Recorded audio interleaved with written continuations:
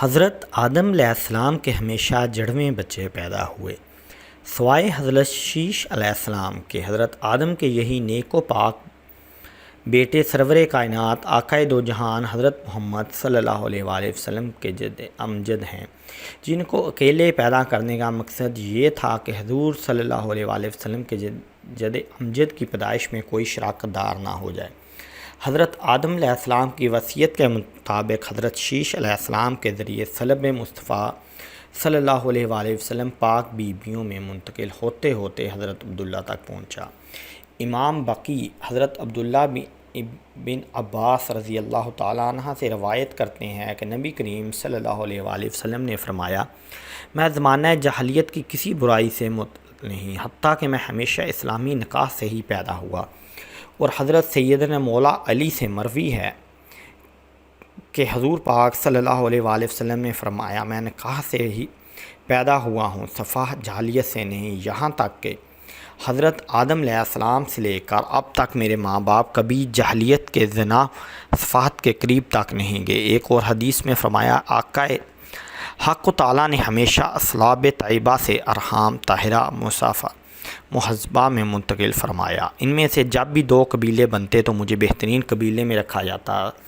حضور نبی کریم صلی اللہ علیہ وآلہ وسلم اکثر فرمایا کرتے تھے کہ میں ہمیشہ اصلاب انبیاء میں منتقل ہوتا رہا، یہاں تک کہ اپنی والدہ سے پیدا ہوا۔ حضور پاک صلی اللہ علیہ وآلہ وسلم کے آباء و اجداد کی بات کی جائے تو علامہ سوتی نے 9 کتابیں اس موضوع پر لکھی ہیں کہ رسول اللہ صلی اللہ علیہ وآلہ وسلم کے آباء و اجداد سب کے سب با ایمان اور دین حنیفی دین ابراہیم پر تھے۔ ان سب میں انہوں نے ثابت کیا ہے کہ آپ صلی اللہ علیہ وآلہ وسلم کے آباء و اجداد مشرک نہیں تھے، کبھی کفر اختیار نہیں کیا، بلکہ برابر دین ابراہیم کے پیروکار رہے۔ حضور پاک صلی اللہ علیہ وآلہ وسلم کی حدیث مبارک ہے کہ اللہ پاک نے حضرت اسماعیل کی اولاد میں سے کنانہ کو برگزیدہ بنایا، اور کنانہ سے قریش کو، اور قریش سے بنی ہاشم، اور بنی ہاشم میں مجھ کو برگزیدہ فرمایا۔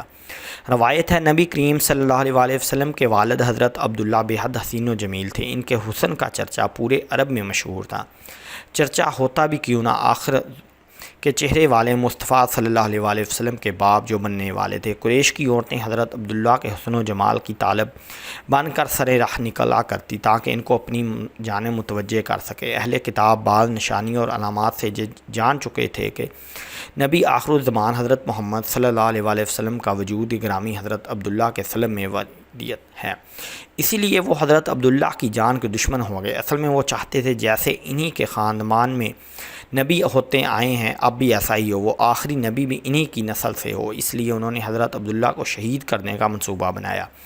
ایک دن حضرت عبداللہ شکار کے لیے تشریف لے گئے تو اہل کتاب کی ایک بہت بڑی جماعت شام کی جانب سے تلوار سنت کر حضرت عبداللہ کے ارادے سے نمودار ہوئی۔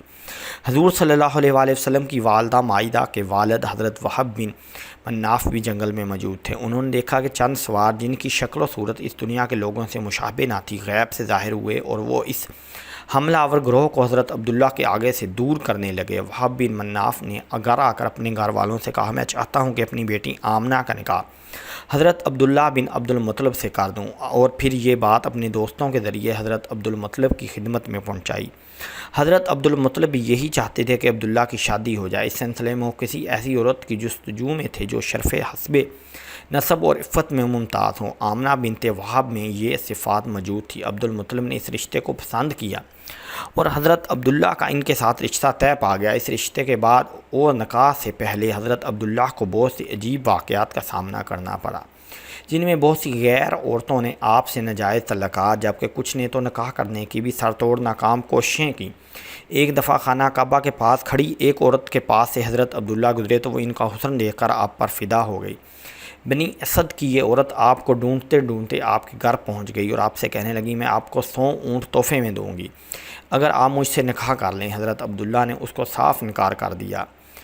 مکہ کی ایک خوبصورت عورت جو کہنہ ہونے کے ساتھ ساتھ توریت اور انجیل کی عالمہ بھی تھی، جب حضرت عبد المطلب رضی اللہ تعالی عنہ حضرت عبداللہ کو لے کر باغرض نکاح قبیلہ بنو زہرہ روانہ ہوئے تو رستے میں اس عورت یعنی فاطمہ شمیہ سے ملاقات ہوئی۔ فاطمہ نے حضرت عبداللہ رضی اللہ تعالیٰ عنہ کی پیشانی میں نور محمدی صلی اللہ علیہ وآلہ وسلم کو چمکتے دیکھا تو فوراً سب کچھ پام کر اس نور پر ہزاروں جان سے فریب ہو گئی اور حضرت عبداللہ کو نکاح کا پیغام دیا۔ حضرت عبداللہ رضی اللہ تعالیٰ عنہ نے جواب دیا، ابھی تو ہم جا رہے ہیں، واپسی پر تجھ سے بات ہوگی۔ کہنے لگی ہے، اے عبداللہ، تمہیں دین ابراہیم کا واسطہ کہ جس پر قائم ہو میرے سوا کسی سے پہلی صحبت مت کرنا۔ یہ کہہ کر اس نے اپنے حسن کے جلووں اور جادو سے حضرت عبداللہ کو قابو کرنا چاہا، لیکن آپ اللہ کے حکم سے اس عورت کے جنگل سے پاک و طاہر نکل گئے۔ قبیلہ بنو زہرہ کے مرحوم سردار وہب کی بیٹی اور موجودہ سردار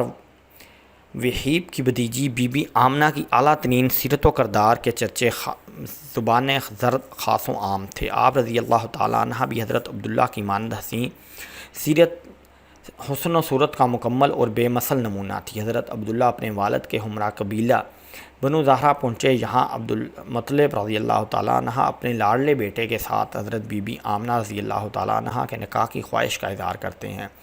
وہیب کو قریش مکہ کے اعلیٰ ترین گھرانے کے اتنے بہترین رشتے سے بھلا کیوں کر انکار ہو سکتا تھا؟ چنانچہ حضرت عبداللہ رضی اللہ تعالیٰ عنہ کا نکاح حضرت بی بی آمنہ رضی اللہ تعالیٰ عنہ سے ہو جاتا ہے اور یوں دو پاکیزہ روحیں نکاح کے مقدس بندھن میں بن جاتی ہیں۔ حضرت عبداللہ رضی اللہ تعالیٰ عنہ تھوڑا عرصہ وہاں قیام کرنے کے بعد اپنی عفت مآب دلہن کو لے کر واپس مکہ آ جاتے ہیں۔ کچھ دنوں بعد دوبارہ وہی کہنا آپ سے ملتی ہے جس نے ان کو نکاح کے لیے کہا تھا۔